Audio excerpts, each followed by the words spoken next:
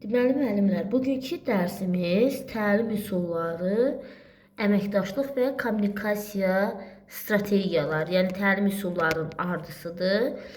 Təlim üsulları 1-i, 2-nin izahları var. Bu günləri deməli ardısı olan əməkdaşlıq və kommunikasiya strategiyalarının izahına baxacağıq. İzaha keçməmişdən əvvəl onu qeyd edim ki, fərdi dərslərimiz başlayıbdır. Fərdi şəkildə qoşulmaq istəyən hər bir MİQ və ya sertifikasiya gedən müəllim 070 974 18 56 nömrəsi ilə əlaqə saxlaya bilərlər. Yəni fərdi şəkildə imtahanacan dərslər təşkil olunacaq. İndi keçək deməli izahımıza. Deməli bugün biz təlim üsullarının ardısı, əməkdaşlıq və kommunikasiya strategiyalarına baxacağıq.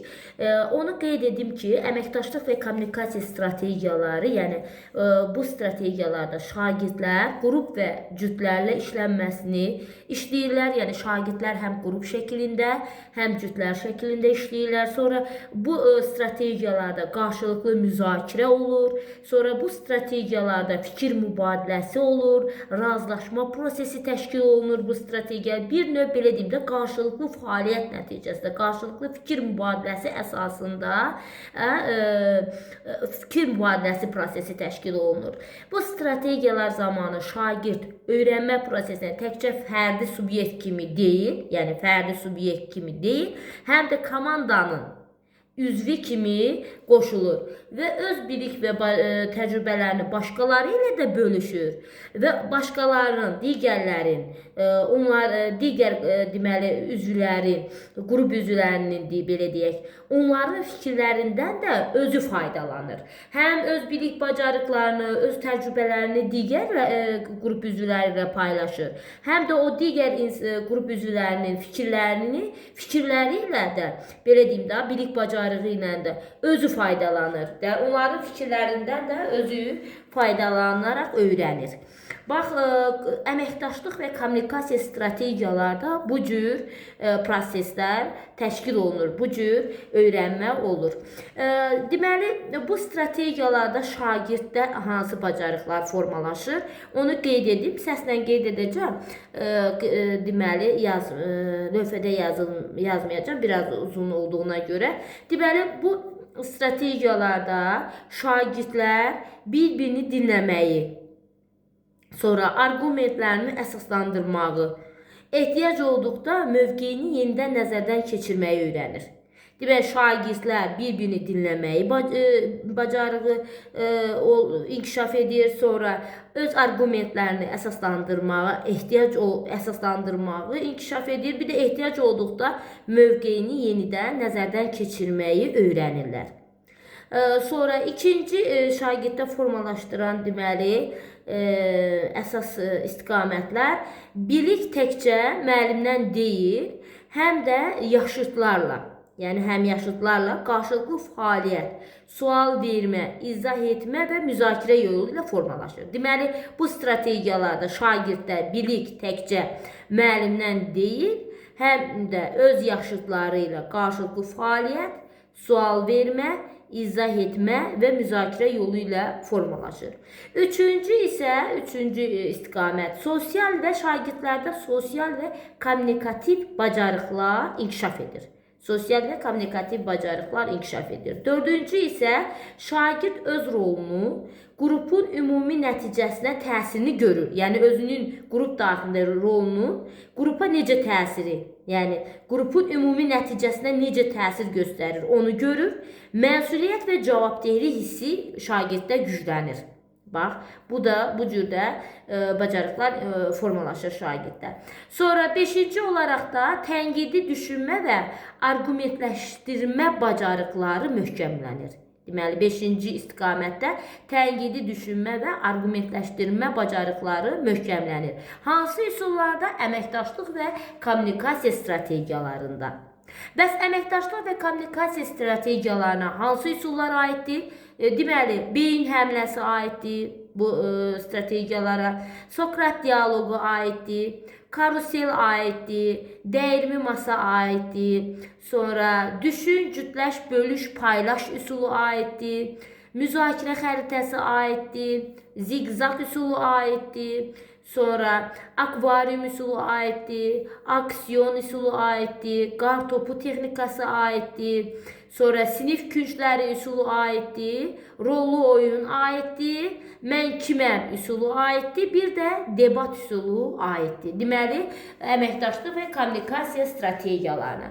Bunların içərisində rollu oyunu biz digər izahların içərisində qeyd etmişik.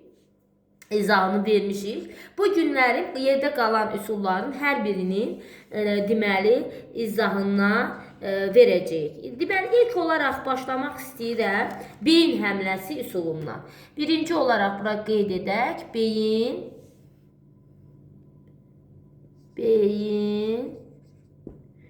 həmləsi.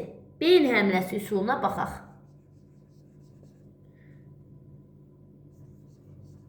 Onu qeyd edim ki, beyin həmləsi üsulunun digər adı əqli hücumdur.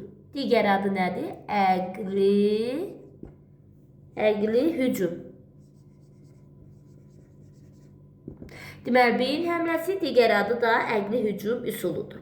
Deməli, bu üsul 1953-cü ildə Amerika psixoloqu Osborn tərəfindən irəli sürülmüşdür. Deməli, neçənci ildə? 1953-cü ildə Amerika psixoloqu Osborn tərəfindən irəli sürülmüş üsuldur. Bu üsul daha çox qrup şəklində aparılır. Amma fərdi şəkildə də aparıla bilər. Daha çox qrup şəklində aparılır. Bu üsul, deməli, yaradıcı, kreativ ideyaların bir araya gətirilməsi və bölüşməsi baxımından çox faydalıdır. Bax, bu hissəni qeyd edib, bu əsas hissədir, yadınızdan çıxartmayın. Deməli, bu üsul yaradıcı,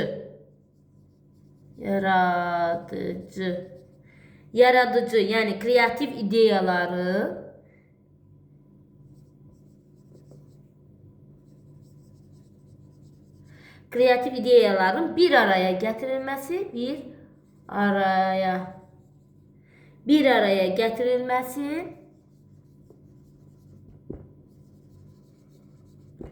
və bölüşməsi baxımından çox faydalıdır.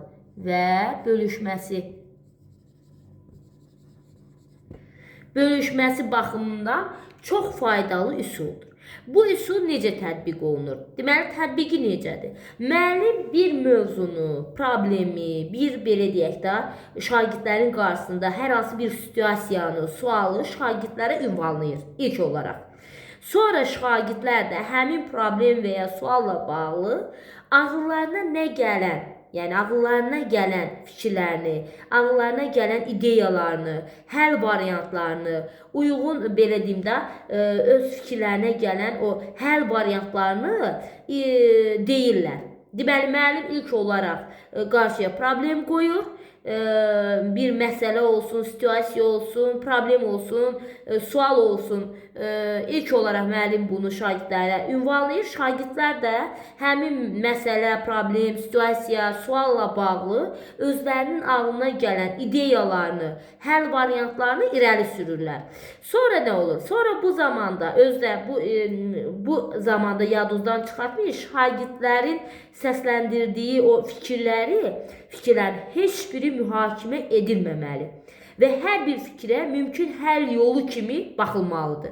Deməli, hər bir şagird burada öz ideyanı, öz fikrini irəli sürə bilər və bu irəli sürülən zaman burada o irəli sürülən o şagird heç bir halda mühakimə edilməməlidir və hər bir söylənilən fikir həll yolu kimi baxılmalıdır. Sonra müəllim isə o yığılan, səsləndirilən ideyaları lövhədə bir yerə yığır və müzakirəyə başlayır. Nə qədər şagirdlər fikir söyləyibsə, həll variantı söyləyiblərsə, həmin bu həll variantlarının hər birini müəllim lövhəyə yığır, yəni bir belə deyim də, lövhədə də yaza bilər, hamısını yəni yazı şəkildə də hamısını bir yerə yığır və müzakirə, sonra da həmin həll variantlarına əlaqədar olaraq müzakirəyə başlayır. Gündəlik bax bu üsuldan həm də gündəlik həyatımızda da tez-tez bir çox problemləri özümüzdə hiss etmədən həll edirik. Bax bu üsul vasitəsilə. Özümüz də bilmədən beyin həmləsi üsulundan istifadə edirik gündəlik həyatımızda. Məsəl üçün, bax verilmiş elə nümunəni qeyd edəcəm. Tutalım ki, belə bir problem var. Məsələn, evdə çörək yoxdur. İndi nə etmək lazımdır? İndi evdə çörək yoxdursa, bax həll yollarına baxırıq. Bu bir evdə çörəyin olmaması bu bir problemdir. İndi bu problemin həll yollarını qeyd edək. Burada ağlımıza gələn müxtəlif fikirlər, məsələlər ola bilər. Deməli, ağlımıza hansı fikirlər gələ bilər? Birinci olaraq mağazaya gedib almaq lazımdır. Deməli, bu bir həll yolu. Həll yolu biri bu. İkinci, evə tezliklə gələn varsa ona demək lazımdır. Üçüncü həll yolu qonşudan istəmək lazımdır. Dördüncü həll yolu yeməyi çörəksiz yemək lazımdır. Yəni bunun deyilən bu variantlar hamısı beyin həmləsi zamanı ortaya çıxan həll yollardır. Deməli, problem evdə çörəyin olmaması oldu. Həll yolları da gördünüzmü nə qədər variantlar oldu. Deməli, ya şəxs özü gedib mağazadan almalıdır, ya evə tezliklə kim tez gəlirsə ona demək lazımdır, ya yeməyi çörəksiz yemək lazımdır, ya da qonşudan çörək istəmək olar. Yəni, bu da həll yollarıdır. Sonda bu həll yollar müzakirə olunur, sonda ən doğru, belə deyim də, ən yaxşı həll yolu içərisindən seçilir. Bax, bu cür beyin həmləsi də dərslərdə də bu cür üsuldur. Yəni, müəllim problem qoyur, situasiya qoyur, şagirdlərin də hər biri öz fikirlərini, öz həll yollarını irəli sürürlər. Hər yolu irəli sürüləndə heç bir şagird mühakimə olunmur, yanlış doğru variantlar seçilmir, sadəcə fikirlər yığılır, sonda müzakirə təşkil olunur və onların içərisində həll yolu, ən səmərəli həll yolu seçilir. Müzakirə olunur. Bax, bu görürsünüzmü? Burada da qeyd olunur. Yaradıcı ideyaların, yəni kreativ ideyaların bir araya gətirilməsi və bölüşməsi üsuludur. Deməli, bu beyin həmləsi həm də yadınızda saxlayın, həm qrup şəklində, həm də fərdi şəkildə aparıla bilər. Qrup şəkildə aparılan, deməli, aparılan forması da şagirddə dinləmək, başqasına hörmət etmək imkanları kimi dəyərlər formalaşır. Yəni, qrup şəklində aparılanda şagirdlərdə dinləmək bacarığı, başqasına hörmət etmək kimi dəyərlər formalaşır. Bax, yenə onu qeyd edim ki, beyin həmləsi daha çox qrup şəklində aparılır, amma fərdi şəkildə də aparmaq olar. Sonra şagirddə formalaşdıran deməli bacarıqlar hansıdır? Məntiqi və tənqidi təfəkkürü inkişaf etdirmək. Birinci olaraq şagirddə formalaşdırır məntiqi və tənqidi. Məntiqi və tənqidi təfəkkürü inkişaf etdirmək. İnkişaf sözünü yazın. Sonra yaradıcı təfəkkürü stimullaşdırmaq. Yaradıcı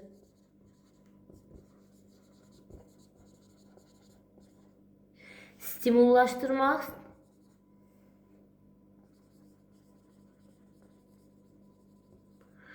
Üçüncü, şagirdlərdə özünə inam hissini stimullaşdırmaq.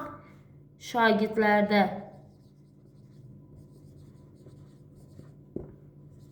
özünə inam. Şagirdlərdə özünə inam hissini deməli stimullaşdırmaq və insanlar arasında əlaqələri yaxşılaşdırmaq. İnsanlar arasında əlaqələri yaxşılaşdırmaq bacarığını inkişaf etdirir. Sonra üçüncü qeyd etdik, şəxsi ifadə tərzlərini istiqamətləndirmək. Dördüncü olan şəxsi ifadə tərzlərini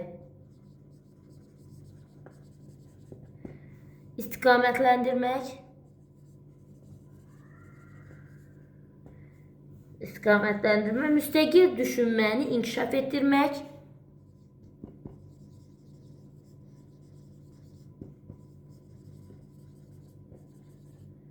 Müstəqil düşünməni inkişaf etdirmək, müəyyən situasiyalarda çıxış yolları tapmaq və onları təhlil etmək, daha səmərəli həll yollarının tapılması ilə bağlı qərar qəbul etmək bacarıqlarını inkişaf etdirir. İndi 6-cı hissəni burada səslə qeyd edəcəm, biraz uzundur. Deməli, müəyyən situasiyalarda çıxış yolları tapmaq, onları təhlil etmək və daha səmərəli həll yollarının tapılması ilə bağlı qərar qəbul etmək. Deməli, 6 qısa şəklində yazdım. Qərar. Deməli, bunlarda qərar qəbul etmə də var. Qərar qəbul etmək. Qərar qəbul etmək. Qərar qəbul etmək də var. Bax, bunu yadınızdan çıxartmayın. Deməli, müəyyən situasiyalarda, problemlərdə çıxış yolları tapmaq, onları təhlil etmək, daha səmərəli həll yolunu deməli, tapılması ilə bağlı qərar qəbul etmək. Bu müəllimlər olur. Deməli, nə? Beyin həmləsi iş üsulu. Hansı iş üsullara aiddir? Təlim üsullara aiddir. Əməkdaşlıq və kommunikasiya strategiyaları daha çox qrup şəklində təşkil olunur.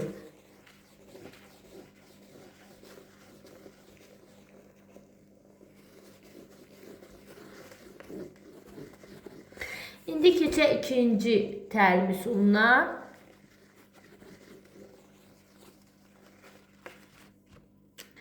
İkinci təlim üsulu Sokrat dialoqudur.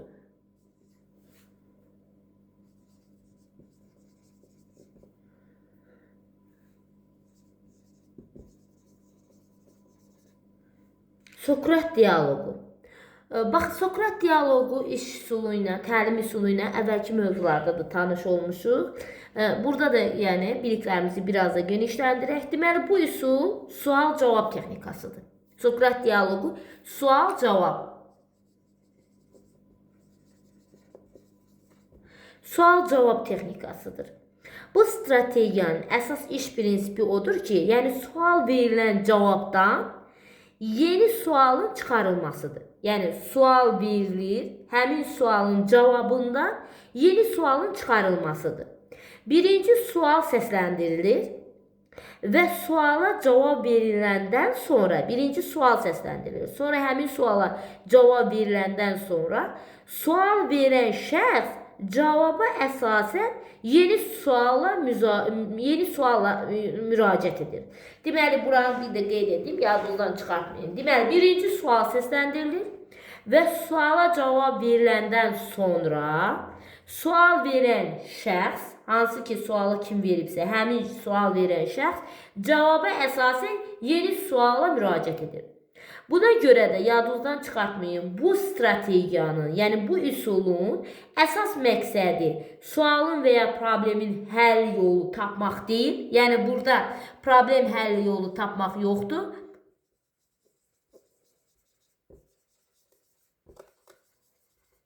Tapmaq yoxdur. Burada problem həll yolu tapmaq yoxdur. Yadınızdan çıxartmayın. Amma buranın əsas məqsədi nədir? Bu iş üsulunun əsas məqsədi odur ki, əsas məqsədi şagirdləri müzakirəyə cəlb etmək.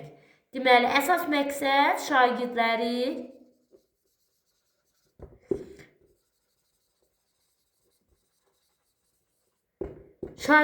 müzakirəyə cəlb etmək, sonra təfəkkürü gücləndirmək və dinləmə ilə sual vermə bacarığını formalaşdırmaq. Deməli, bir də buranı bir təkrar olaraq da qeyd edeyim. Sokrat dialoqu hər hansı bir problemin həll tapmaq kimi istifadə olunmur. Yəni, problemin həll yolu tapmaq deyil. Bu, iş üsulunun deməli əsas məqsədi. Əsas məqsədi odur ki, şagirdləri müzakirəyə cəlb etsin, təfəkkürlərini gücləndirməkdir, şagirdlərdə dinləmə ilə sual vermə bacarıqlarını formalaşdırmaqdır. Fəaliyyətin bitməsini idarə edən şəxs, yəni müəllim, müəyyənləşdirir. Yəni nə vaxt qutara bilər fəaliyyət. Yəni uzun da təşkil edə bilər, uzun müddətli müzakirə də təşkil edə bilər. Bunun yəni idarə olunmasına müəllim nəzarət edir. Yəni bu sual-cavabın sonunda da, bu üsulda sual-cavabın sonunda da qapalı sualdan istifadə etmək daha uyğundur, daha məqsədə uyğundur. Yəni bu sual-cavabının sonunda qapalı sualdan istifadə olmaq daha məqsədə uyğundur. Bu üsulda sual verən tərəf həm müəllim, həm də şagirdlər ola bilər. Sual verən tərəf həm müəllim, həm də şagirdlər ola bilər. Deməli, necə tətbiq olunur? Əvvəlcədən deməli, keçiriləcək mövzuya uyğun əsas suallar aydın formada yazılır. Birinci, deməli, keçiriləcək mövzuya uyğun əsas suallar aydın formada yazılır. Açıq suallar qeyd olunur. Sonra sualların şagirdlərin səviyyəsinə uyğun tərtib olunur. Sual səsləndirəndən sonra 5-10 saniyə düşünmə vaxtı verilir. Müzakirədən kənara çıxmaq halı olduqda şagirdlərin diqqəti yenidən mövzuya yönəldilir. Deməli, şagirdlərin cavabları diqqətlə dinlənir. Burada dinləmə əsasdır. Diqqətlə dinlənir, çünki cavabdan yeni sual çıxarılacaq. Vaxtaşırı müzakirə ümumiləşdirilir. Müzakirəyə ya da müzakirəyə çoxlu şagird cəlb edilməlidir.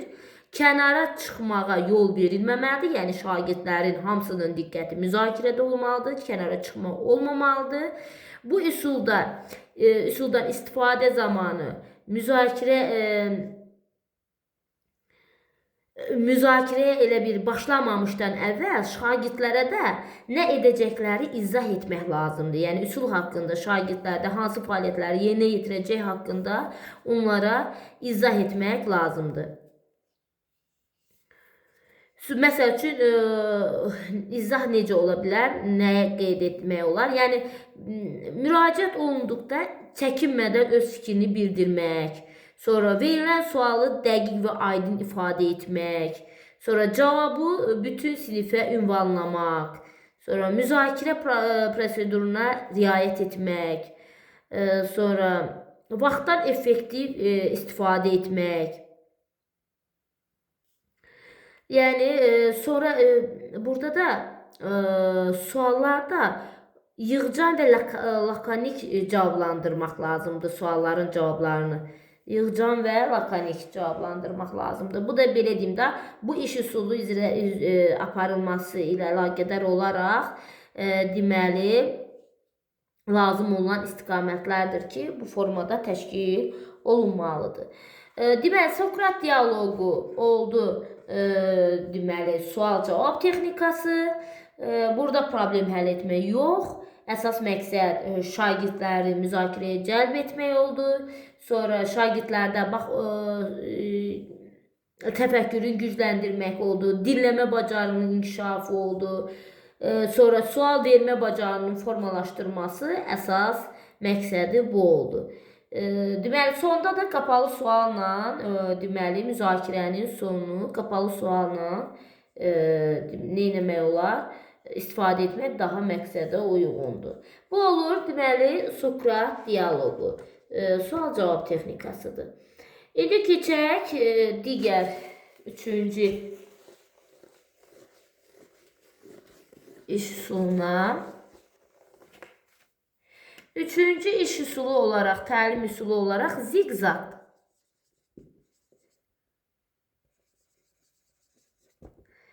Ziqzaq təlim üsulu, yəni bu təlim üsulunda böyük mətnin qısa zaman müddətində şagirdlərə mənimsədilməsi üçün məqsədə uyğun bir üsuldur. Deməli, böyük mətin, geniş, böyük həcmli mətinləri qısa zaman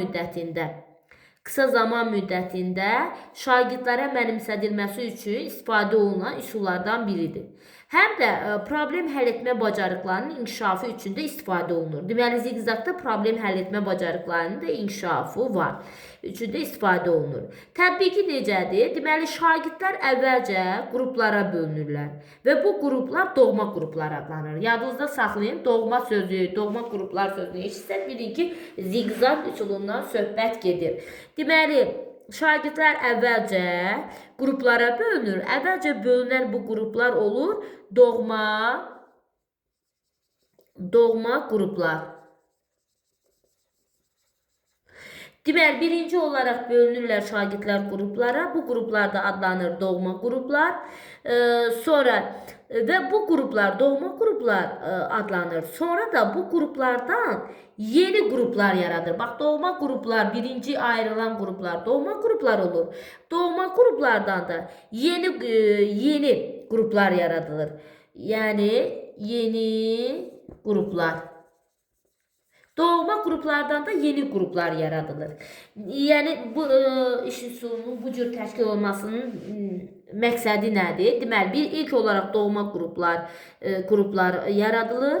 Şagirdlər qruplara ayrılır, olur doğma qruplar. Sonra doğma qruplarda yeni qruplara ayrılır. Hər yeni rəqəm, yəni belə deyim, qrup daxilində yeni qruplar necə yaradılır? Qrup daxilində saymaqla. Yəni qruplara bölünmüş o qrup ətrafında oturan şagirdlər yenidən sayırlar. Saymaqla, yəni 1 2 3 1 2 3 bu şəkildə məsəl üçün 1 2 3 4 1 2 3 4 hər qrup belə sayır. Hərə öz rəqəmini bilir ki, özü hansı rəqəmdir. Bu deməli doğma qrupların tərkibində uşaqlar belə sayırlar. Saydıqdan sonra nə edir? Hər eyni rəqəm, məsəl üçün bir doğma qrupda bir-birə düşüb, ikinci doğma qrupda da bir başqa uşağa düşüb, üçüncü doğma qrupda bir başqa uşağa düşüb. Artıq o eyni rəqəmlər təzədən yeni qrupda birləşirlər. Toplaşırlar, məsəl üçün birlər bir qrupda, sonra ikilər bir qrupda. Bax, bu doğma qruplardan, doğma qrupların için onlar sayırlar təzədən. İkilər bir qrup təşkil edir, birlər bir qrup təşkil edir, üçlər bir qrup təşkil edir, dördlər bir qrup təşkil edir. Əgər doğma qrupun tərkibində belə deyim də 4 dənə şagird varsa, deməli doğma qruplar təzədən yeni qruplara ayrılır.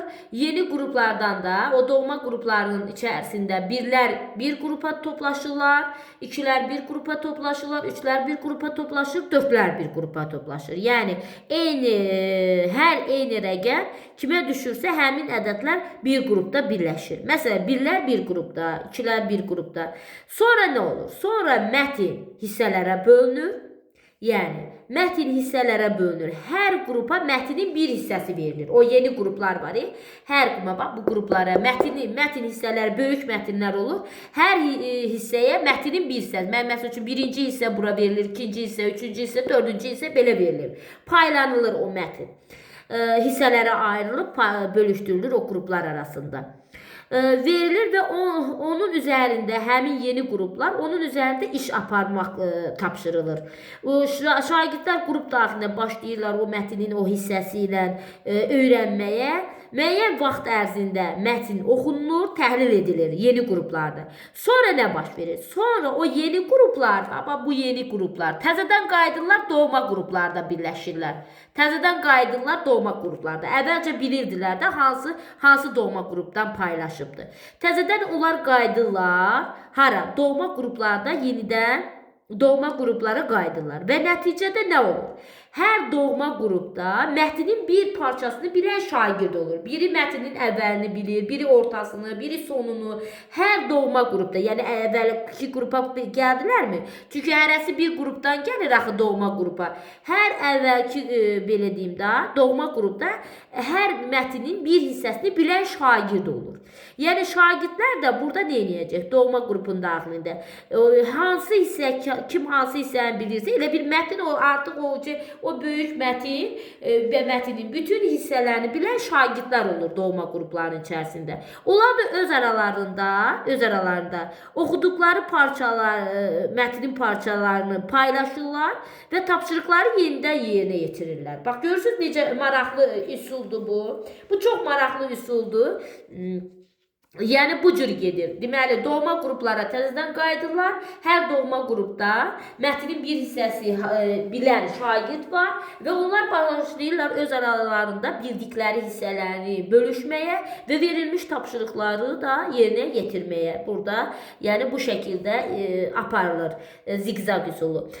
Bu üsulda şagirddə formalaşdıran bacarıqlar nədir? Yeni qrup, doğma qrup eşitləndə yadınızda saxlayın, ziqzaq üsuludur. Şagirddə formalaşdıran bacarıqlar. Əgər mətn üzrə iş varsa, bax yadınızda saxlayın. İlk olaraq oxuyub anlama.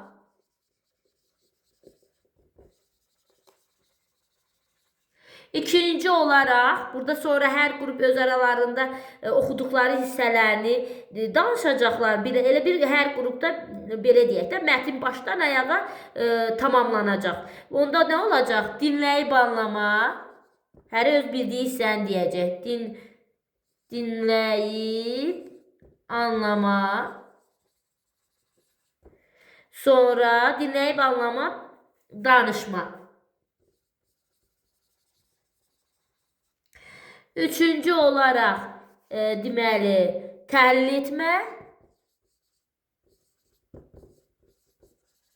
Bax, bu cür bacarıqları şagirddə neyir? Formalaşdırır. Bir də əməkdaşlıq. Çünki burada qruplar şəklindədir. Özdə bilirsiniz ki, hansı üsullardan danışırıq? Əməkdaşlıq üsullarından. Əməkdaşlıq. Bax, bu cür deməli neyir? Bacarıqları şagirddə formalaşdırır. Bu olur deməli ziqzaq üsulu. İndi keçək dördüncü üsula.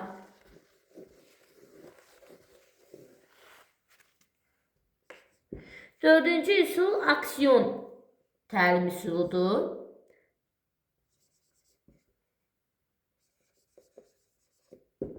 Aksiyon əməkdaşlıq və kommunikasiya strategiyalarına aid olan üsullardan biridir. Yəni bu üsulda daha çox ibtidai sinif şagirdlər arasında tətbiq olunur.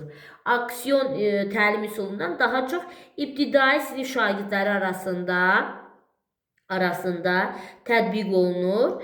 Deməli şagirdlərdə assosiasiya yaratmaq üçün və əşya və ya hadisələrin xüsusiyyətlərini tapmağa xidmət edir. Deməli, şagirdlərdə həm assosiasiya yaratmaq üçün, həm də əşya və hadisələrin xüsusiyyətlərini tapmaq. Bax, bu hissə əsas məqamdır. Buranı yadınızdan çıxartmayın. Hər iş üsulunun özünə məxsus məqamları var.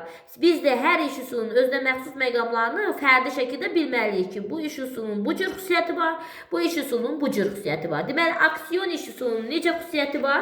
Şagirdlərdə assosiasiya yaratmaq üçün və əşya və hadisələrin xüsusiyyətlərini tapmaq üçün, tapmağa xidmət edən iş üsuludur. Tətbiqi necədir? Deməli, tətbiqi belədir ki, müəllim öyrədilən cisim və ya hadisəni müəyyən edir. Yəni, müəllim bir öyrədilən məsələdirmi, cisimdirmi, hadisədirmi, bunu müəyyən edir və sonra aksiyonu başladır.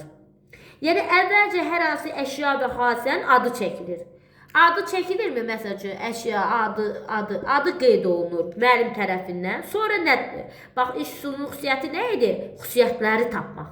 Sonra aksiyon başladılır. Aksiyon başladılanda nə baş verir? Deməli, şagirdlər isə növbə ilə onun haqqında fikir və xüsusiyyətlər, bu adı çəkilən söz olsun, anlayış olsun, hadisə olsun, onun haqqında xüsusiyyətlər söyləyir. Xüsusiyyətləri söyləyirlər. Sonra hər fikir söyləyəndən sonra müəllim sayır. 1, 2, 3, 4, 5 belə saymağa davam edir. Bu sayma nə zaman dayanır? Bu zaman başqa şagird tez bir zamanda başqa bir, o şagirddən fərqli başqa bir xüsusiyyətini deyir. Həmin söylənilən məsələ ilə bağlı. Tez bir zamanda başqa biri söyləyir həmin belə deyim də məsələ ilə bağlı fikir. Yenidən o fikirdə söyləyəndən sonra xüsusiyyəti də söyləyəndən sonra müəllim yenə sayır. 1, 2, 3, 4, 5 belə sayır. Təzədən digər şagird deməli başqa bir şagird tapmalıdır. Başqa da ola bilər, eynisi də ola bilər. Əsas burada odur ki, şagirddə deməli o əşya olsun, hadisə olsun, anlayış olsun, onun haqqında xüsusiyyət bilməsi olsun ki, tez onu deyə bilsin. Digər şagird deməmişdən qabaq o özü deyə bilsin. Deməli, bu cür hər fikir söyləndikdən sonra müəllim yenə sayır. Hər fikir söylədikdən sonra müəllim yenə sayır. O qədər fikirlər söylənilir ki, artıq bu anlayış, hadisə haqqında fikir tapa bilmirlər. Deməli, ən sonuncu cavabı axtaran, En sonuncu cavabı deyən bu üsulun qalibi olur. Əsas odur ki, fikirlər söyləndikcə, fikirlər azalır axı. Bir əşya, hadisə haqqında olan çoxlu fikirlər qeyd etdikcə artıq fikir tapa bilmir ki, buna aid nə hansı fikir idisin. O fikir tapa bilməyən məqamda bir şagird sonuncu olaraq hər hansı bir cavabı desə, hər hansı bir deməli axırıncı cavabını, axırıncı xüsusiyyətini qeyd etsə, deməli yarışı odur. Desə odur bu belə deyim, bu cür yarışı, bu aksiyonun belə deyim də yarışının qalibi o olur.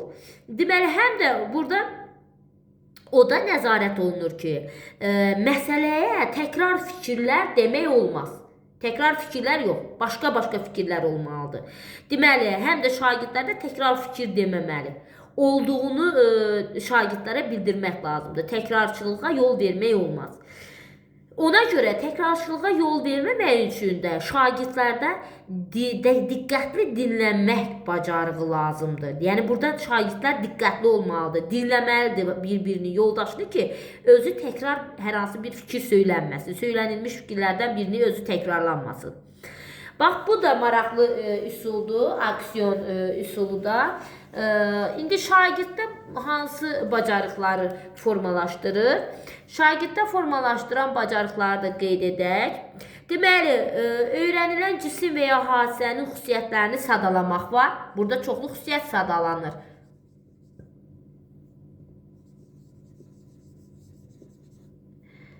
Deməli, xüsusiyyətlər,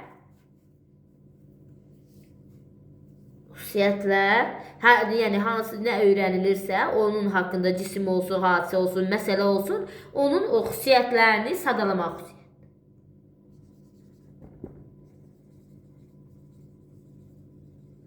Deməli, xüsusiyyətlərini sadalamaq kimi bacarıqlar formalaşır. Sonra şagirddə dinləyib anlamaq. Burada dinləyib anlama yüksəkdir. Dinləmə bacarığı yüksək olmalıdır ki, fikirlər təkrar söylənilməsin. Dinləyib anlama bacarığı formalaşır. Sonra üçüncü, köhnə biliklərdən istifadə etmək. Çünki nə qədər nə qədər fikir varsa, əvvəlcədən öyrəndiyi fikirlərdə belə dilə gətirə bilər. Köhnə biliklərdən istifadə etmək. Dördüncü xüsusiyyət olaraq assosiasiya yaratmaq.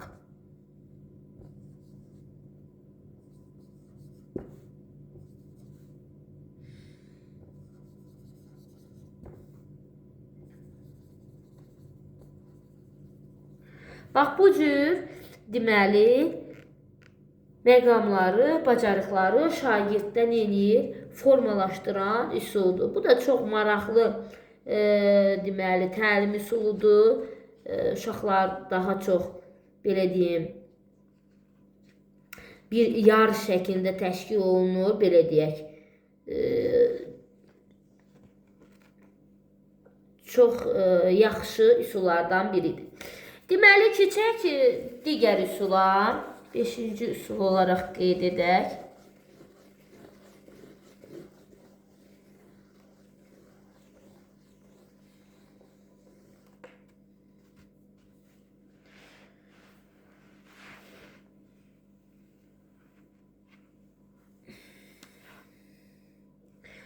Deməli, 5-ci üsul olaraq karusel.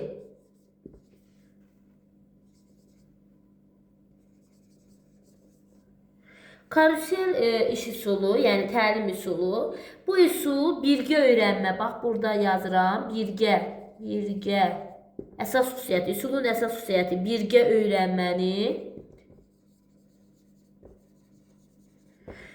öyrənməni və yoldaş qiymətləndirməni təmin edir.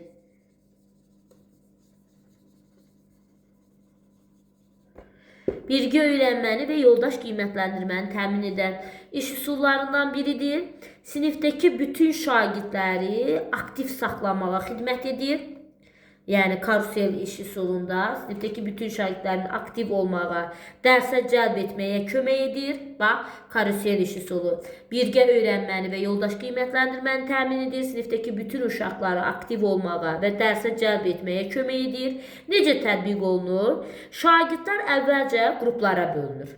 Bax, bu iş üsulunda şagirdlər əvvəlcə qruplara bölünür. Dərsdən əvvəl iri ağ kağızlarda mövzuya aid suallar yazılır müəllim tərəfindən. Hər qrupa kağızlardan biri paylanılır, yəni dərs zamanı. Həmin əvvəlcədən hazırlanmış o iş vərəqləri deyək, onu hər qrupa paylanılır. Qrup üzvləri sualı oxuyur və cavab yazır. Qrup üzvləri. Daha sonra nə olur? Daha sonra həmin kağızlar saat əqrəbi istiqamətində müəllimin köməkliyi ilə digər qrupa ötürülür. Deməli, birinci qrup həmin suala cavab verdikdən sonra ikinci qrupa, hər qrupa müxtəlif kağız iş vərəqləri verilir, sualları fərqli olur. Deməli, birinci qrupa verilən sual cavab yazdıqdan sonra ikinci qrupdakı da özlərinə verən sualın cavabını, üçüncüdə neçə qrup varsa, hərə deməli özlərinə verilən, əvvəlcədən hazırlanıb verilən deməli sualın cavabını yazdıqdan sonra kağızlar deməli həmin yazılmış, həmin qruplara verilən o iş vərəqləri deyək, o həmin kağızları deyək, saat əqrəbi istiqamətində müəllimin köməkliyi ilə digər qruplara ötürülür. Bax, burada karusel ona görə deyir ki, o deməli, o iş vərəqləri, o kağızlar fırlanır, belə deyək, qrupların arasında. Deməli, saat əqrəbi istiqamətdə müəllimin köməyi ilə digər qrupa ötürülür. Şagirdlər də yeni fikirləri yazmağı, o əvvəlki qrup hansı fikirlər yazıbsa, əvvəlki qrup hansı fikirlər yazıbsa, əvvəlcə o belə deyək də, həmin qrupun fikirlərini diqqətdən keçirdirlər, baxırlar, yəni əvvəlki qrupların cavablarını bir növ yoxlamalıdırlar. Burada ona görə yoldaş qiymətləndirməsi var. İlk öncə deməli o digər qrupun yazdığı fikrinə baxırlar, o cavabına baxırlar, onu yoxlamalıdırlar və bacardıqları qədər təkrarçılığa yol vermədən özləri, onların qeyd etmədiyi məqamları özləri yeni fikirlər yazırlar. Özləri yeni fikirlər əlavə edirlər. Özdə burada bax, yeni fikirlər əlavə etdikdən sonra yenə belə deyək, kağızlar yenə saat əqrəbi istiqamətində yenə başlayacaq kağızlar qruplar arasında fırlanmağa karusel olaraq. Bax, ona görə buna karusel iş üsulu deyilir. Burada köməkliyi edən şəxs də müəllimdir. O kağızlar müəllimin köməkliyi ilə belə qruplar arasında fırlanır, belə deyək də. Qruplar arasında fırlanır. Hər yeni belə deyim də, əvvəlki qrupdan alan kağıza hər qrup təzədən göz gəzdirir, baxır, onların yazdıqlarını yoxlayır. Ona görə burada yoldaş qiymətləndirməsi var. Onların qeyd etmədiyi məqamları, əlavə bir məqamlar özləri qeyd edirlər. Və burada da yenə deyirəm, təkrarçılığa yol verilməməlidir. Sonra da o qrupların o yazdığı qələmlər, flomasterlar belə deyək, fərqli rəngdə olmalıdır. Flomasterlar deməli cavablarını fərqli rəngdə qeyd etməlidir. Deməli belə deyək də, hər qrupun öz yazma rəngi olmalıdır. Çünki cavablar bilinsin ki, hansı qrup hansı fikri yazıbdır. Yəni cavabı hansı qrupa aid olduğunu tapmaq üçün fərqli flomasterlardan istifadə olunur. Hər qrupun öz rəngi, məsəl üçün bir qrupda mavi flomaster, digəri qırmızı, digəri sarı, belə deyək də fərqli olur. Bilinir ki, bu fikir hansı qrup yazıbdır. Yəni karusel kimi kağızlar bütün digər qruplardan keçərək axırda öz qrupuna qayıdır. Görürsünüzmü? Deməli, bir suala görün, özləri cavab yazırlar, sonra keçir digər qrupa, onlar cavab yazandan sonra keçir digər qrupa, onlar cavab yazandan sonra keçir digər qrupa. Ən sonda qayıdır kimə? Yenə də qayıdır öz əvvəlki özlərinin birinci fikir yazan, o kağız ki birinci olaraq hansı qrupa verilibsə, həmin qrupa qayıdır. Karusel kimi bu cür hərəkət etdiyinə görə o iş vərəqləri. Buna deyirlər nə? Buna deyirlər karusel iş üsulu. Deməli, burada da köməklik edən şəxs kimdir? Müəllimdir. Müəllim də sonda nə edir? Artıq hər iş vərəqi öz qrupa qayıtdıqdan sonra müəllim də bu kağızları yazı lövhəsinə yapışdırır, götürür, yığır, yazı lövhəsinə yapışdırır və bütün siniflə cavabları müzakirə edir. Qruplar bir-birinin cavablarını münasibət bildirir, yoldaş qiymətləndirməsini həyata keçirirlər. Deməli, burada görürsünüz, yoldaş qiymətləndirməsi əsasdır. Bunu yadınızdan çıxartmayın. Bax, bu cür iş üsuludur müəllimlər. Bu da çox maraqlı iş üsuludur. İstifadə etmək olar. Bu cür təlim üsullardan istifadə etməklə şagirdlər daha yaxşı cəlb olunurlar dərsə, daha maraqlı olurlar, həvəsli olurlar. Bax, bu da karusel təlim üsuludur. Şagirddə formalaşdıran bacarıqlar hansıdır? Birinci bacarıq olaraq məntiqi tənqidi təfəkkürü inkişaf etdirir. Məntiqi tənqidi. Məntiqi tənqidi təfəkkürü inkişaf etdirir. İkinci bacarıq olaraq müstəqil düşünməni inkişaf etdirir.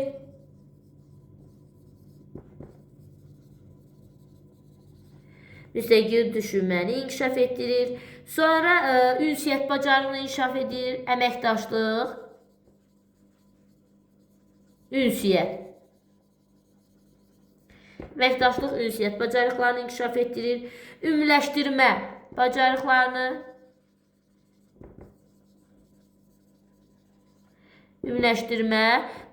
inkişaf etdirir. Sonra dəyərləndirmə.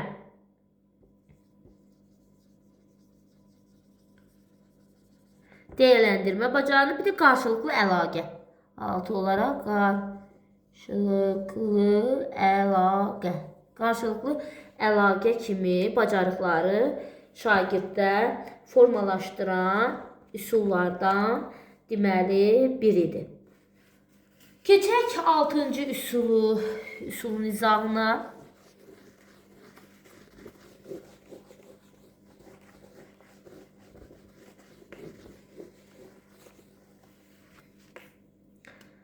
Altıncı üsul olaraq da deməli müzakirə xəritəsi.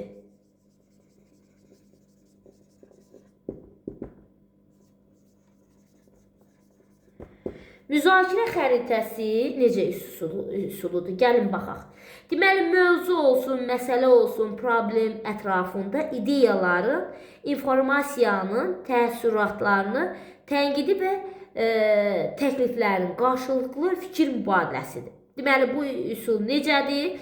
Deməli, bu üsul mövzu olsun, məsələ olsun, problem ətrafında ideyaların, informasiyalarının, həm ideyaların, informasiyalarının, təəssüratlarının, tənqidi və təkliflərin qarşılıqlı fikir mübadiləsidir. Mövzu, məsələ, problem ətrafında ideyaların, informasiyanın, təəssüratların, tənqidi və təkliflərin qarşılıqlı fikir mübadiləsi üsulu məhz müzakirə xəritəsidir.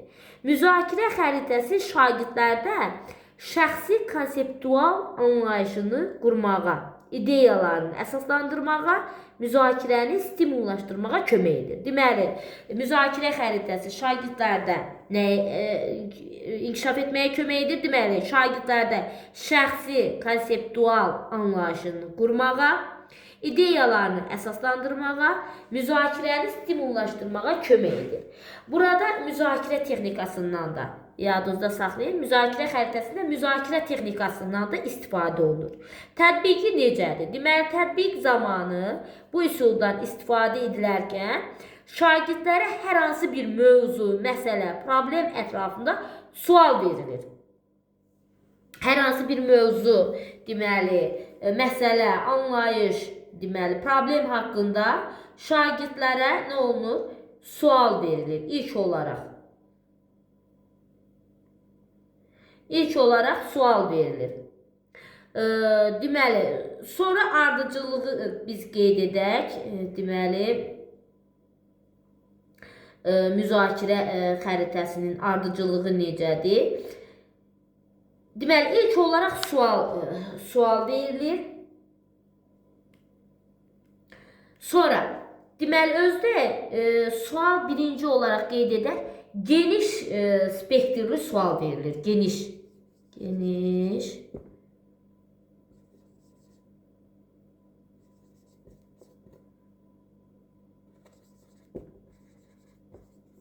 Bu geniş spektrli sözünü belə daraya alın.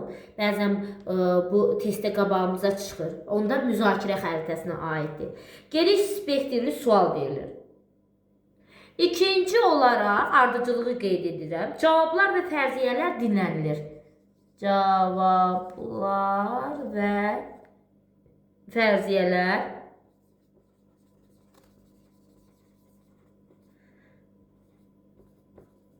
yazım. Cavablar və fərziyyələr dinlənilir.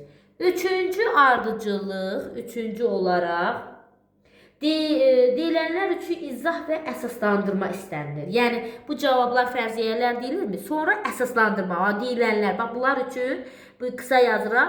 İzah və əsaslandırma. Deyilənlər üçün izah və əsaslandırma. İzah və əsaslandırma istənilir. Dördüncü olaraq da ardıcılıqdır. Alternativ fikir və ideyalara sövq edilir. Alternativ fikir və ideya. Alternativ fikir və ideyalara sövq edilir. Beşinci ardıcılıqdır bu. Beşinci olaraq fikri əsas mövzuya yönəldən sual verilir. Fikri əsas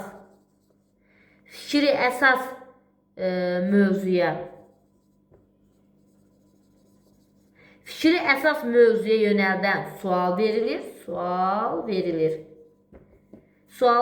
Əsas mövzuya yönəldən sual verilir. Altıncı və sonuncu addımda isə müzakirənin sonunda əsas məqamlar və deyilən fikirlər ümumiləşdirilir, bir daha vurğulanır. Deməli, ən sonda, müzakirənin sonunda əsas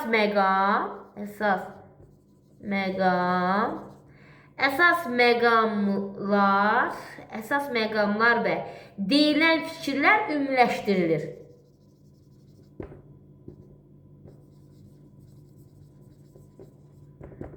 Deyilən fikirlər ümumiləşdirilir, bir daha vurğulanır. Bu fəaliyyət zamanında iştirakçılar bölüşdürdükləri o informasiyanı, fikirləri və s. yazı olaraq xəritə şəklində qeyd edə bilərlər. Bax, xəritə şəklində qeyd edə bilərlər. Bu da olur ona görə müzakirə xəritəsi. Sonra onu qeyd edim ki, şagirddə hansı bacarıqlar formalaşdırır?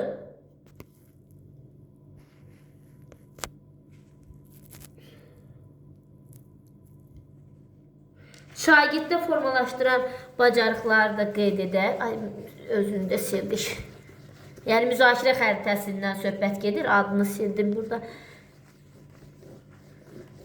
Deməli, şagirddə formalaşdırır bacarıqlar.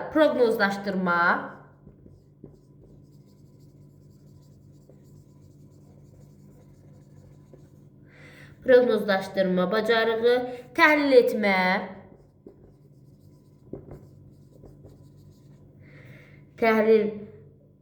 etmə bacarığı, əsaslandırma,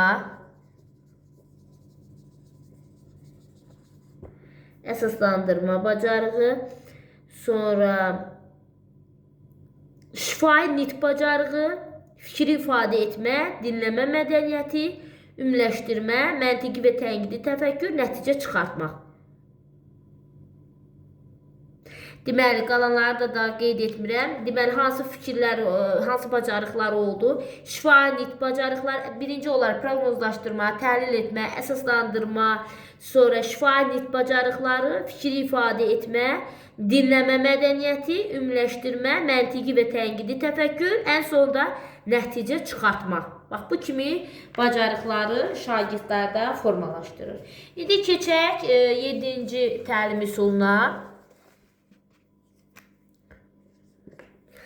7-ci deməli təlim üsulu əməkdaşlıq və kommunikasiya təlim üsullarında 7-cisi akvariumdur.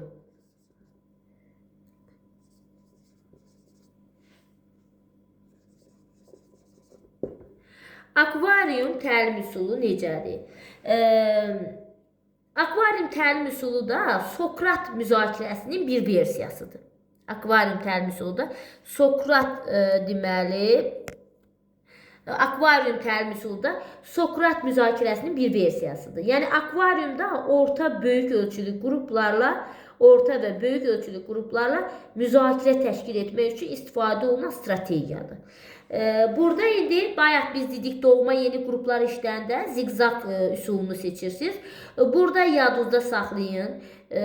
Orta böyük ölçülü qruplar, kiçik xarici müşahidəçi qruplar, kiçik daxili müzakirə qrupları, bu cür fikirlər eşidəndə yadınızda saxlayın, akvarium qrupudur. Deməli, akvariumda orta və böyük ölçülü qruplarla müzakirə təşkil etmək üçün istifadə olunan strategiyadır. Bu strategiyanı həyata keçirmək üçün şagirdlər iki böyük və kiçik qruplara bölünür. Ümumiyyətcə sinifdə olan bütün şagirdlər iki qrupa bölünür. Bir, böyük qruplar. Bax, bu cür ifadələr eşidən kimi akvariumu götürürsünüz. Böyük qruplar, bir də kiçik. Böyük və kiçik qruplar. İndi bölünür. Böyük qruplar. Bax, bu böyük qruplar. Olur xarici müşahidəçi qrupları. Bunlar olur xarici müşahidəçi. Müşahidə edirlər. Xarici müşahidəçi qruplar. Bu kiçik qruplar olurlar daxili müzakirə aparan qruplardır. Daxili müzakirə aparan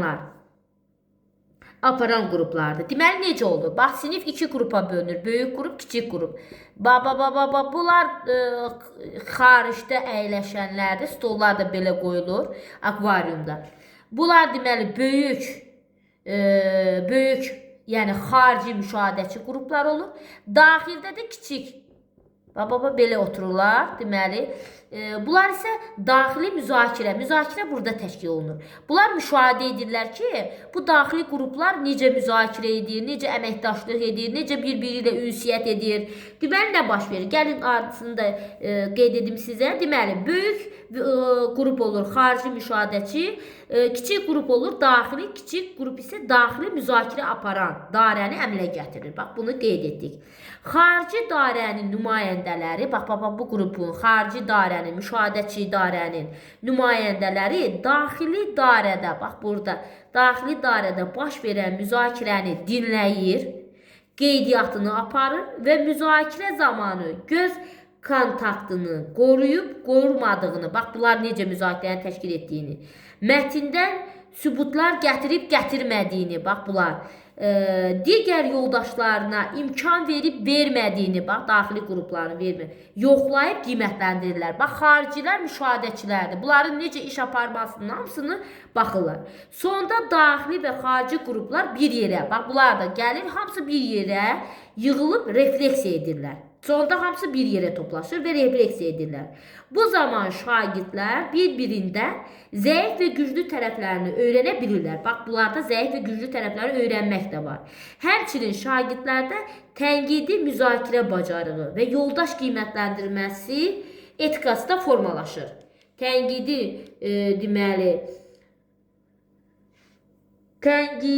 müzakirə bacarığı, bir də yoldaş qiymətləndirməsi etikası da formalaşır. Bax, bu qruplarda. Bu iş üsulunda bu cür deməli məqamlar olur.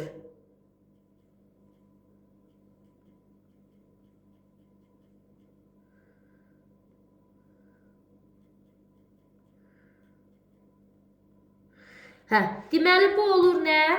Akvarium təlim üsulu. Bax, akvarium təlim üsulu da çox maraqlı təlim üsullardır. Ümumiyyətlə, bütün təlim üsulları, bayaqdan izah etdiklərimiz çox maraqlı təlim üsullarıdır. Bu cür təlim üsullarda dərslərimizdə istifadə etməsi, uşaqları daha çox dərslərə cəlb etməsinə, maraq göstərməsinə deməli imkan verir.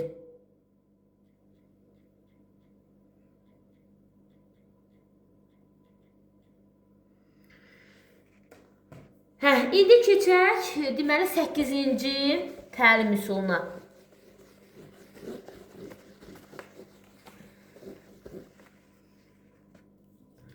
8-ci təlim üsulu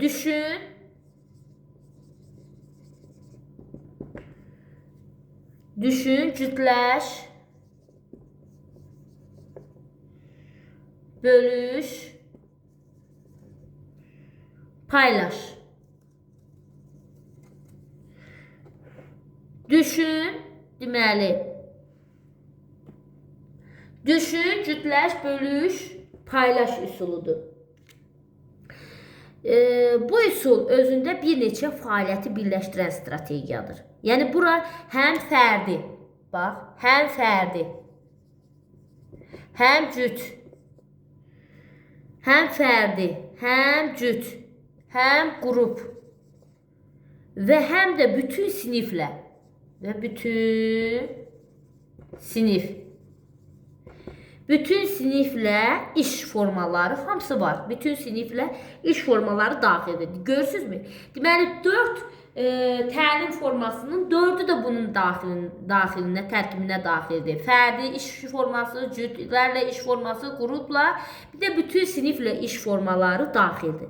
Buna görə də bu strategiya həm introvert, bilirsiniz də, introvert özünə təkliyi xoşlayan şəxsiyyət tipinə malik şagirdlər, həm ekstrovert, ünsiyyətçil, əməkdaşlığı sevənlər, digər insanlarla münasibət qurmağı xoşlayanlar, ekstrovert şəxsiyyət tipinə malik şagirdlər üçün, həm müxtəlif intellekt növlərinə malik şagirdlər üçün səmərəli öyrənmə mühiti yaradır. Yəni burada görürsünüz, həm düşün, cütləş, bölüş, paylaş, 4 dənə iş forması bir daxildədir. Qrup belə deyək də. Deməli, ilk olaraq, birinci olaraq şagirdlərə mövzu ilə bağlı sual və tapşırıqlar təqdim olunur. Birinci olaraq şagirdlərə mövzu ilə bağlı sual və tapşırıq. İlk olaraq şagirdlərə mövzu ilə bağlı sual və tapşırıqlar təqdim edir. Birinci bu müəllim tərəfindən bunlar təqdim olunur. Bu belə. Ardıcıllıq nə? Birinci budur. Bax, təqdim olması. İkinci, baxın, hər bir şagird tapşırığı fərdi şəkildə yerinə. Birinci mövzu və sual və tapşırıqlar təqdim olunurmu? İkinci, hər bir şagird həmin verilən tapşırığı fərdi şəkildə, bax, fərdi şəkildə yerinə yetirir. Burada vaxt da var. Deməli, bu fərdi şəkildə o yerinə yetirmə verilən vaxt 1-5 dəqiqədir. 1-5 dəqiqə arasını təşkil olunur. Bu aiddir, bax, bu hissəyə. Düşün, bax, bu aiddir düşün mərhələsinə. Düşün mərhələsidir. Yəni, düşün mərhələsi, yadınızda saxlayın, fərdi işdir. Düşün mərhələsi fərdi iş formasında olur. Bax, burada da yazmışam, fərdi şəkildə. Ardıcıllığın üçüncüsü, vaxt bitdikdən sonra, yəni hər bir şagird fərdi şəkildə, bax, düşün mərhələsi bitdikdən sonra müzakirə, tapşırıqlar müzakirə etməyə tapşırılır. Burada artıq gedir, vaxt bitdikdən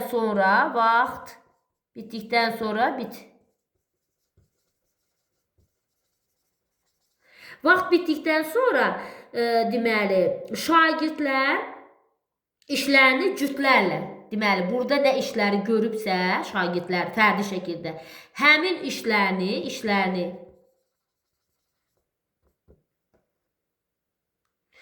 cütlər şəklində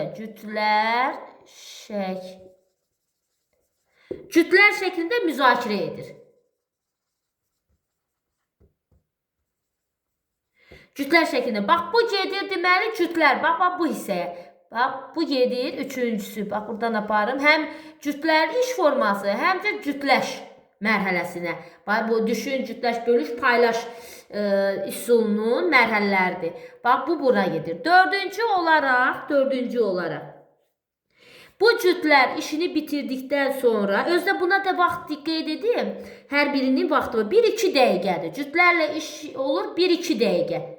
1-2 dəqiqə. 1-2 dəqiqədir. Cütlərlə iş bitdikdən sonra şagirdlər kiçik qruplara, cütlərlə iş bitdikdən sonra 4-cü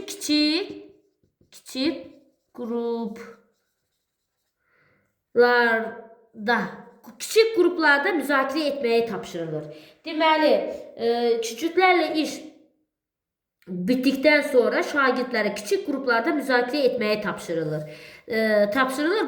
Bunun da vaxtı 3-4 dəqiqə. 3-4 dəqiqə. Kiçik qruplarda tapşırılan deməli kiçik qruplarda birləşdirirlər uşaqları, qruplarda müzakirə etməyi tapşırılır və o tapşırığın bölüş mərhələsi. Kiçik qruplarda burada artıq işlərin bölüşməsi mərhələsi olur. Bu mərhələ. Həm qruplarla iş forması olaraq qruplarla iş, deməli, strategiyada isə təlim üsulunda bölüş mərhələsinə aid olur. Bax, 4-cü ardıcılıqda. Sonra bunun da dəqiqəsini yazdıq 3-4 dəqiqə. 5-ci ardıcılıqda, 5-cidə bölüş mərhələsidir. Yəni bu kiçik qruplardakı iş, bölüş mərhələsindəki iş də bitdikdən sonra bütün siniflə,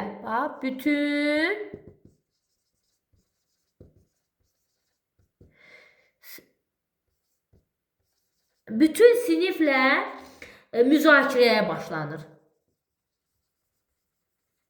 Bütün siniflə müzakirəyə başlanır. Bu da aid olur 5-cidə paylaş, ən sonuncu mərhələyə və iş forması olaraq da bütün siniflə iş. Bütün siniflə iş paylaş mərhələsidir. Bunun da sonda təşkil olunur, belə deyək də, son mərhələsidir. Deməli, burada da bütün görülən işlər, yeni yetirilən hissələr hamısı bütün siniflə nə olur? Paylaşılır. Bütün siniflə bölüşür. Paylaşılır, düz qeyd edim, burada bölüş, burada. Bütün siniflə paylaşılır. Yəni, bu iş üsulu zamanı yuxarı təfəkkür səviyyəsinə uyğun tapşırıqlar, bir də açıq tipli suallardan verilir. Yuxarı təfəkkür səviyyəsinə aid tapşırıqlar, bir də açıq tipli suallar verilməsi məqsədə uyğundur. Deməli, əsas məqsəd budur. Yuxarı təfəkkür, yəni belə deyək də, biraz düşündürücü, yuxarı təfəkkür səviyyəsinə aid tapşırıqlar verilir ki, bax, bu cür mərhələlərin hər biri orada mərhələ yerinə yetirilir, müzakirələr təşkil olunur. Yəni, asan qapalı tipli tapşırıqlar yox. Yuxarı təfəkkür səviyyəsinə aid tapşırıqlar olur. Açıq tipli də suallar, qapalı yox, açıq tipli suallar verilir şagirdlərə. Yəni, o əvvəlcədən müəllim onlara təqdim edilir, mövzu ilə bağlı tapşırıqlar və suallar. Bax, bu cür olur. Bu da oldu, deməli, düşün, cütləş, bölüş və paylaş üsulu. Keçək 9-cu üsula.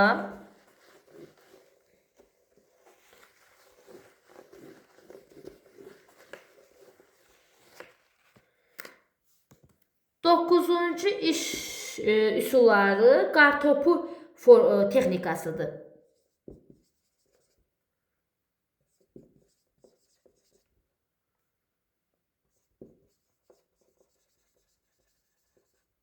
Qartopu texnikasıdır.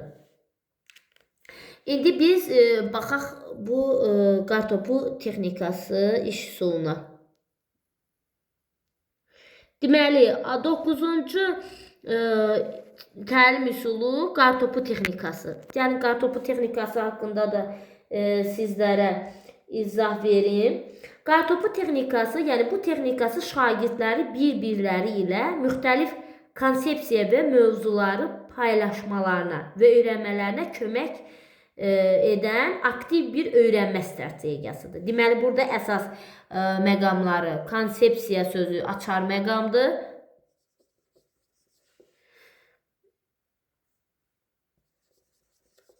Deməli, bu texnika şagirdlərin bir-biri ilə müxtəlif konsepsiya və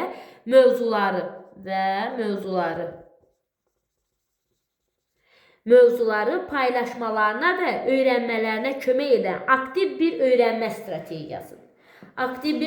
strategiyasıdır. Bu üsul şagirdlərə qrup şəklində işləməyə, və tədricən öz biliklərini qurmağa imkan verir. Deməli, qrup şəklində işləməyə və tədricən öz biliklərini qurmağa imkan verir. Şagirdlər bu fəaliyyətə sualları cavablandıran və ya fikirlərini bölüşən fərdlər kimi başlayırlar. Fəaliyyətin sonuna qədər bir neçə dəqiqədən bir qrup ölçüsü özünü iki dəfə artıraraq getdikcə daha geniş söhbət qrupları yaradır. Deməli, burada qrup ölçüsü 2 dəfə artır. Məsəl üçün 4 nəfərlik qrupla başlayıbsa, deməli, bir neçə dəqiqədən sonra bir qrup öz ölçüsünü 2 dəfə artıraraq 8 nəfərlik olur. 8 nəfərlik 2 dəfə artıraraq getdikcə daha geniş söhbət qrupları yaradırlar. Burada da düşün, cütləş, paylaş. Düşün, cütləş, paylaş texnikasından istifadə olunur. Deməli, bu qartopu texnikasıdır. Deməli, şagirdlər bu fəaliyyətə sualları cavablandıran və ya fikirlərini bölüşən fərdlər kimi başlayırlar. Fəaliyyətin sonuna qədər bir neçə dəqiqədən bir qrup ölçüsünü 2 dəfə artıraraq getdikcə daha geniş söhbət qrupunu yaradır. Burada da düşün, cütləş, paylaş texnikasından istifadə olunur. Şagirddə formalaşdıran, deməli, bacarıqları da qeyd edək. Əməkdaşlıq,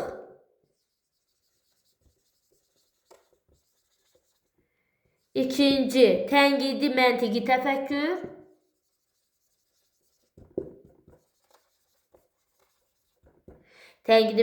təfəkkür, üçüncü, ümumiləşdirmə,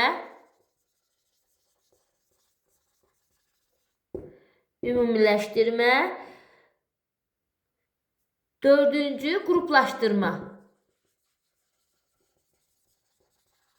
Bu cür bacarıqları şagirddə formalaşdıran üsul. Keçək 10-cu deməli, təlim üsuluna, sinif küncləri. 10-cu təlim üsulu, sinif küncləri.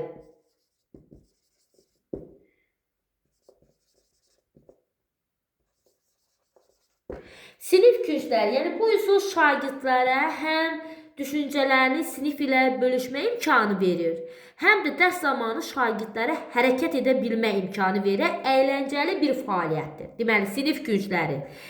Bu üsul şagirdlərə həm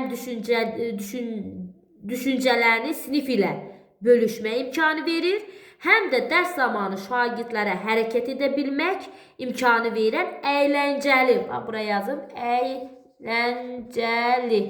əyləncəli bir fəaliyyətdir. Yəni, müxtəlif fənlər və mövzular üzrə tətbiq oluna bilər. Müxtəlif fənlərdə tətbiq oluna bilər. Necə tətbiq olunur? Bu çox hərəkətli, əyləncəli bir üsuldur. Necə tətbiq edilir? Yəni, müəllim sinifin 3 küncünə, sinifdir, tutalım, belə bir sinif otağıdır.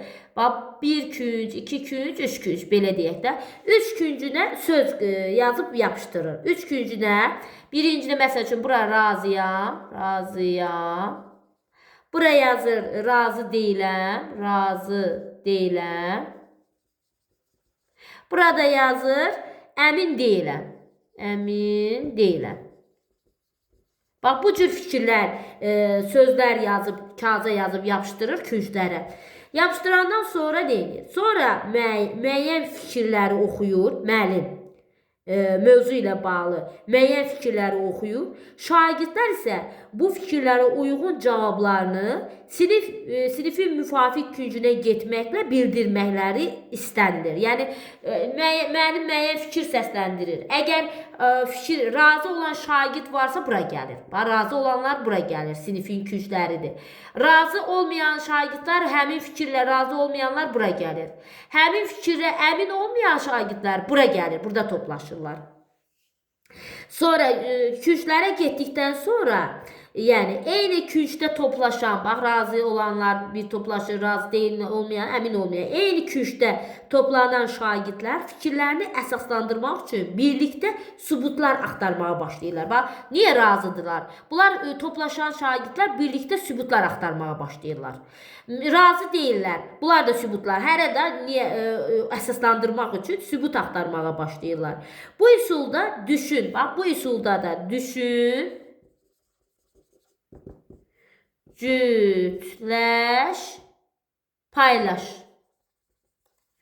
Düşün, cütləş, paylaş texnikasından istifadə olunur bunda da. Bax bu da maraqlıdır, əyləncəlidir. Bax niyə o küncə gedib, niyə fikrini razı olduğu haqqında orada toplaşanlar da sübut axtarır, əsaslandırmağı bacarmalıdır. Hər küncə getdiyi şagirdlər öz fikirlərini əsaslandırmağı bacarmalıdır. İndi burada şagirddə formalaşdıran bacarıqlar hansılardır? Sinif künclərində. Deməli, ilk olaraq fikri əsaslandırmaq. Fikri əsaslandırmaq.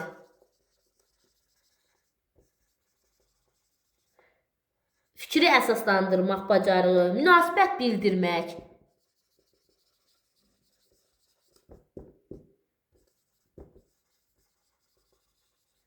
Münasibət bildirmək. Üçüncü olaraq təhlil etmək.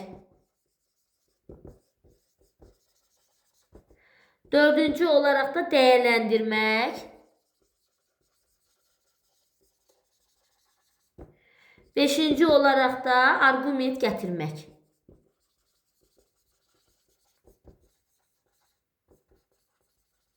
Bax, bu cür bacarıqları şagirddə formalaşdırır. Bu olur sinif küncləri üsulu. Əyləncəli, hərəkətli üsuldur. Həm hərəkət edirlər uşaqlar sinifdə, həm də əylənirlər. Həm də fikirlərini əsaslandırmağı, arqument gətirmək, münasibət bildirmək kimi formalar, təhlil etmək, dəyərləndirmək kimi bacarıqları şagirddə formalaşdırır. 11-ci üsul olaraq da mən kiməm? Mən kiməm?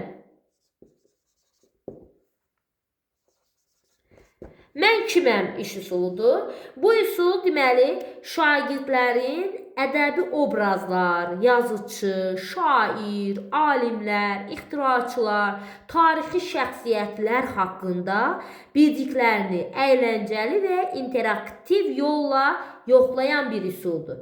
Deməli, bir də qeyd edim, əsas xüsusiyyət nədir mən kiməm iş üsulunun? Deməli, bu üsul şagirdlərdə ədəbi obrazlar, yazıçılar, şairlər, alimlər, ixtiraçılar, tarixi şəxsiyyətlər haqqında bildiklərini əyləncəli və interaktiv yolla yoxlayan bir üsuldur.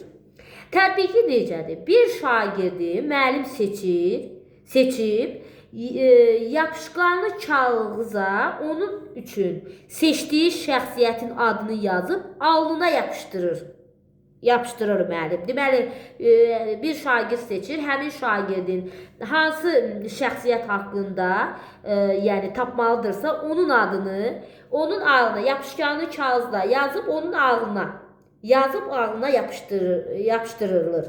Və bu şagird həmin adamın kim olduğunu tapmaq üçün şagirdin xəbəri yoxdur o kimdir. Deməli, həmin adamın kim olduğunu tapmaq üçün digər şagirdlərə sual verir.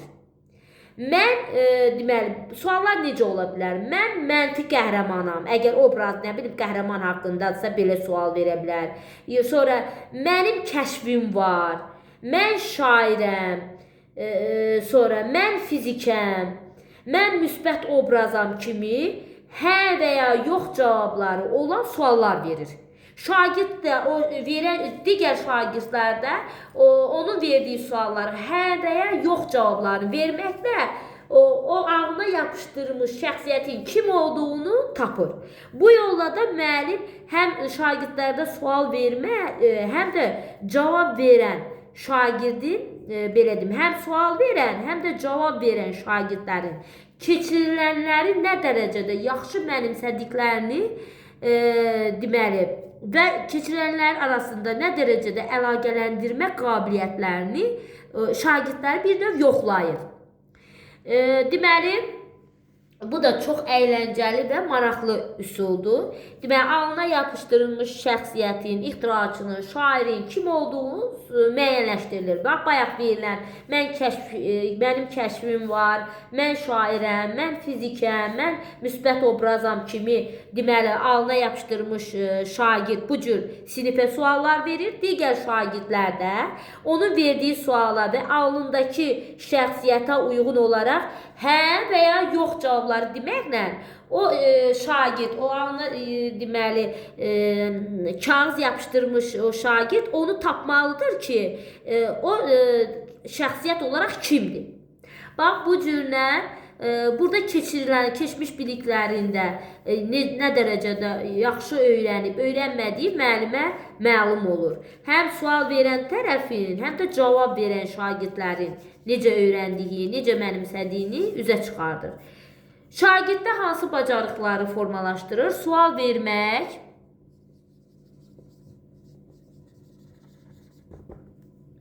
vermək, köhnə və yeni biliklər arasında əlaqə qurmaq.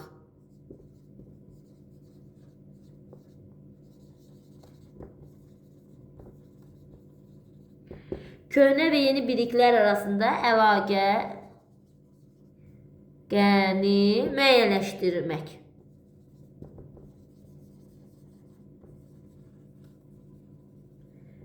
Bax, bu da bu cür iş üsuludur müəllimlər. Mən kiməm iş üsulu. İndi keçək 12-ci iş üsuluna. 12-ci təlim üsulu debat təlim üsuludur. Debat təlim üsulu bu üsul. Deməli, hər hansı bir mövzunun formal müzakirəsidir. Amma bu müzakirə digərlərindən fərqlidir. Çünki şagirdlər fikirləri nəyə görə, deməli, fikirlərinə görə qruplara ayrılıb həmin fikri müdafiə etməlidir. Deməli, bu da formal müzakirədir. Amma digər müzakirələrdən fərqli olaraq burada şagirdlər o niyə fikirlərini səsləndiribsə, ona görə qruplara ayrılırlar. Həmin fikri müdafiə etməyi bacarmalıdır. Debat arqument gətirmək, əsaslandırmaq, tənqidi yanaşmanı tələb edir. Deməli, debat arqument gətirmək, əsaslandırmaq, tənqidi yanaşmanı tələb edir. Məntiqi, riyazi təfəkkürlü şagirdlər bu üsulu daha çox sevirlər. Tətbiqi necədir? Yəni, debatda bir komanda qrup, sinifdə elə bir iki komanda ayrılır. Yəni, debatda bir komanda qrup verilən fərziyyəni təsdiq edən, biri təsdiq edir. Digər isə təkzib edən arqumentlər gətirməlidir.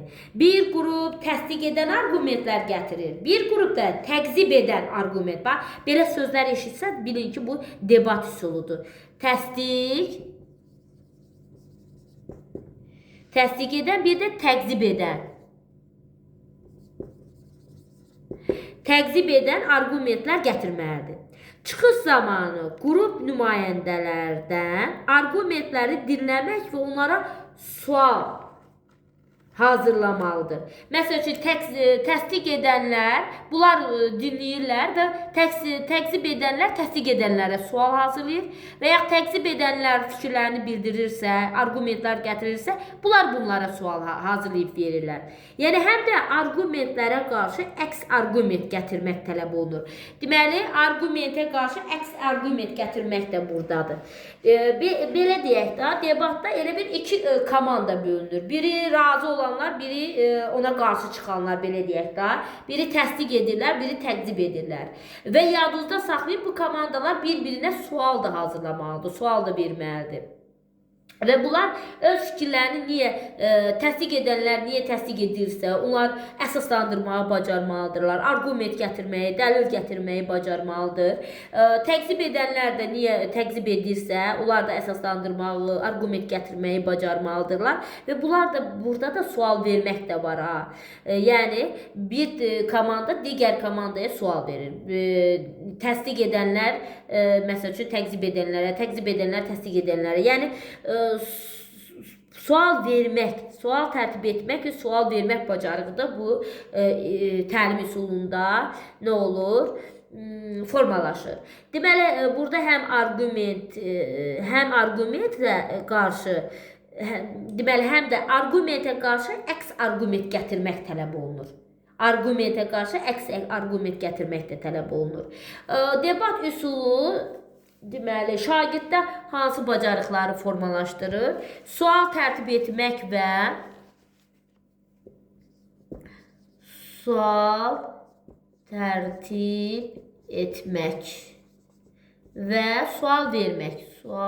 vermək. Komandalar, bax, bayaq bölünən o cür komandalar bu cür suallar verir. Qərar qəbul etmək. İkinci, qərar qəbul etmək. Qərar qəbul etmək. Üçüncü, deməli, təhlil etmək. Sonra əsaslandırmaq.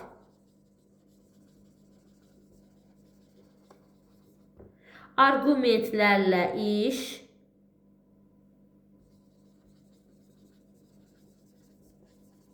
Arqumentlər gətirmək, arqumentlərlə iş, ümumiləşdirmək.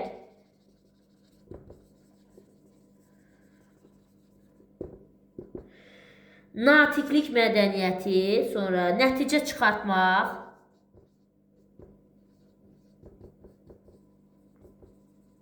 Dinləyib anlamada var burada. Yəni o komandalar bir-birinin fikirlərini dinləməlidir.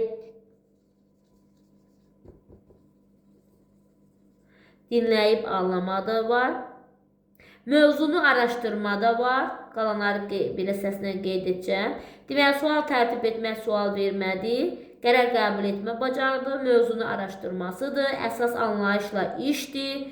Dinləyib anlamadır. Natiqlik mədəniyyətidir, məharətidir. Nəticə çıxartmaqdır, təhlil etməkdir, əsaslandırmaqdır, arqumentlərlə işdir, ümumiləşdirməkdir. Bu kimi bacarıqları şagirddə formalaşdırır. Mən həmişə də deyirəm, bax, debat iş üsulu görəndə də yadınızda saxlayın. Təfəkkür olaraq tənqidi təfəkkürü cavabını seçin həmişə. Bloom taksonomiyasında da dəyərləndirmə mərhələsini seçin. Yəni, bu cür situasiyalarda gördükdə o şəkildə deməli, cavab müəyyənləşdirir. İndi qaldı bizdə ən axırıncı iş üsulumuz deməli olur dəyirmi masa. Onun üçüncü iş üsulumuzu da qeyd edək.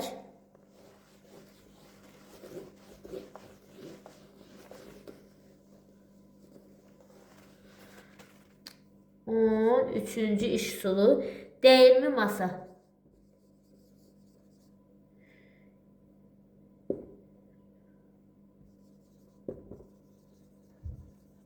Dəyirmi masa, yəni bu üsul beyin həmləsinin bir növüdür. Beyin həmləsində olduğu kimi burada da müxtəlif fikirlər toplanır, izahat, dəyərləndirmə və suallara icazə verilmir. Deməli, beyin həmləsinin bir növüdür, müxtəlif fikirlər toplanılır, izahata, dəyərləndirmə və suallara icazə verilmir, yəni mühakimə olunmur burada da o verilən fikirlər. Necə tətbiq olunur? Başlanğıc üçün müəllim bir çox mümkün cavabı olan bir sual ünvanlayır. Hər bir qrupa bir kağız parçası verilir. Kağız qrup üzvləri arasında ötürülür və ideyalar üzvlər tərəfindən hündürdən səsləndirilərək kağıza qeyd edilir. Bu proses qrupun fikirləri bitənə qədər davam edir. Sonra müəllim qruplara deməli fikirlərini gözdən keçirib izah etmək üçün əlavə vaxt verir. Əgər sinifdə şagird sayı az olarsa, bu metod kiçik qruplar şəklində deyil, bütün siniflə də aparmaq olar. Şagirddə formalaşdıran da bacarıqları da qeyd edək. Birinci olaraq deməli dəyirmi bir masa arxasında, bax bu şəkildədir, dəyirmi masa arxasında, qruplar şəklində.